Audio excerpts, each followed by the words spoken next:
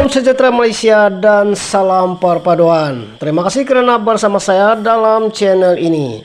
Baiklah, berita hari ini.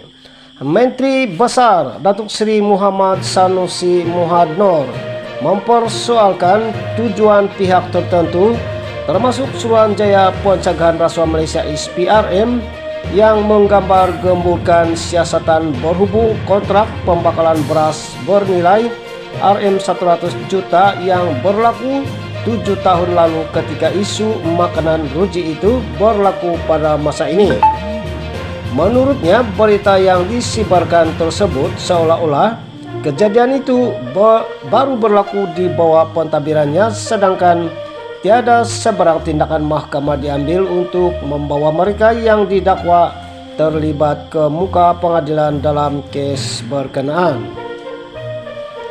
Beliau juga mempersoalkan bagaimana kejadian yang berlaku pada 2016 itu boleh membawa kepada isu kekurangan beras tempatan yang berlaku pada hari ini. Laporan dilontarkan kepada masyarakat tanpa penjelasan sewajarnya, tergantung seolah-olah peristiwa itu berlaku semalam, walhal ia berlaku pada 2016. Saya tak tahu atas kehendak siapa ianya dibuat, tetapi Gahira dibina spekulasi seolah-olah punca ketiadaan beras tempatan ketika ini disebabkan oleh Sanusi Sorok Beras. Apabila Malaysia dibentuk, kuasa kerajaan negeri ada 3 saja, yaitu tanah, agama dan sumber air, manakala perkara lain di bawah kerajaan persekutuan. Tetapi ada kecenderungan akhir-akhir ini apabila berlaku kegagalan di peringkat agensi persekutuan atau kementerian, mereka seolah-olah cari kambing hitam untuk letak kesalahan itu kepada negeri. Contohnya hal kawal sedia beras, apabila tak cukup beras tempatan dan berlaku kenaikan harga import, mereka cari kambing hitam untuk disalahkan.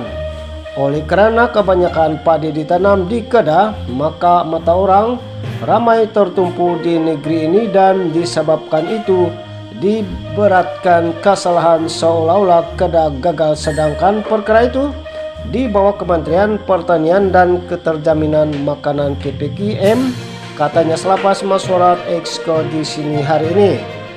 Baru-baru ini SPRM mengesahkan kegiatan penipuan sebuah syarikat yang mendapat kontrak pembakalan beras daripada sebuah syarikat pertanian milik kerajaan negeri bagi pembakalan beras bernilai lebih 100 juta, namun pembakalan tidak dibuat. Mengulas perkara itu, Muhammad Sanusi berkata pada Mac 2016 satu perjanjian melibatkan kontrak pembuatan dan pembakalan telah ditandatangani antara Syarikat Kedah Agro Holdings Berhad KAHB yang diwakili pengurusi ahli lembaga pengarahnya Allahyarham Datuk Zaini Japar dengan sebuah syarikat. Katanya proyek itu melibatkan pemasaran 3 jenis beras keluaran KAHB berjumlah 28.800 tan matriks yang bernilai Rm125 juta.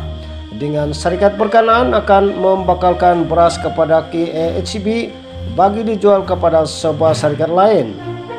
Saya dimaklumkan KAHB sebagai orang tengah terima komisen Rm1 bagi setiap beg beras dijual dengan transaksi jualan serta belian bermula pada November 2016 hingga November 2017. Tempahannya hanya setahun saja dan bukan berlarutan hingga sekarang. Siasatan kemudian dijalankan pihak berkuasa selepas itu termasuk SPRM, bagian kawal sedia padi dan beras dengan mesyuarat ahli lembaga pengarah yang bersidang pada 24 Desember 2019 dimaklumkan siasatan SPRM telah selesai dan fail sudah dihantar ke pejabat Pogom Negara untuk tindakan seterusnya. Akhirnya pada 11 Oktober 2021, Kedah Agro menerima makluman bahawa isu audit yang dilaporkan dalam laporan Kedua Audit Negara 2017 seri 2 berstatus hijau atau selesai, katanya.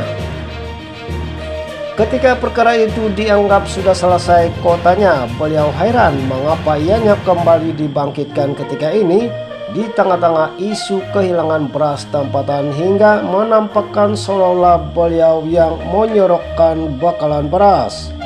Ini orang yang serbu tak pakai helmet tanpa fakta, mereka akan diburu dan saya beri 24 jam untuk tarik balik segala dakwaan yang diberi gambaran bahwa skandal beras tempatan hilang ini ada kena mengena dengan kerajaan negeri, anak serikat kerajaan negeri atau pemimpin kerajaan negeri. Jika tidak dipadam atau ditarik balik, kami akan arahkan program buru semua pemilik akun media sosial, media wartawan maupun syarikat yang terlibat berita itu untuk dihadapkan ke mahkamah agar menjadi pengajaran kepada semua pihak, katanya. Sekian berita hari ini, terima kasih, kita jumpa lagi, bye bye.